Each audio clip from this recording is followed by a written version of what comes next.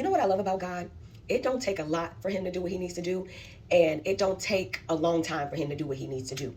If you think back to 2 Kings chapter 4 with this widow woman, this widow woman gets up because she's about to lose her kids. They about to be sold into slavery. She don't even go into her prayer closet to seek for wisdom. She gets up. That's a whole nother video, because sometimes y'all will use your prayer closet as an excuse not to move when God already told you to move. But anyway, so she gets up and she goes to find a man of God, and she tells him, yo, my kid's about to be sold into slavery. I need to know what to do.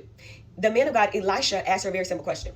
He says, what's in your house? Not what's in your neighbor's house, not what's far off, what's already within you.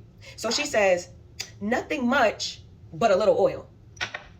She didn't realize, she minimized the oil. She didn't realize this little bit of oil was the very thing that God could use to change her from widow woman to wealthy woman.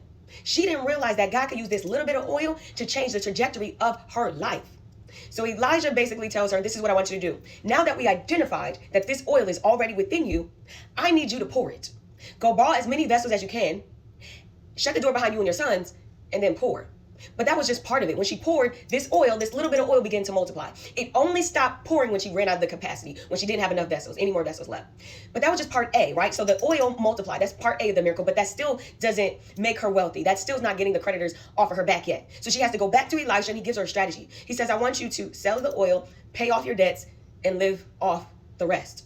Sell the very thing that was already in your house. And this is going to take you from a person trapped in poverty and lack, getting ready to lose your sons, to now you're this wealthy woman. And not only that, now you have a strategy. Now you have a framework. Now you have a blueprint to continue to sell, even if we never encounter each other again. Even if I never see you again. I'm telling y'all, it don't take God much. Once you identify the oil that's already in you, you identify it, and then you got to pour it.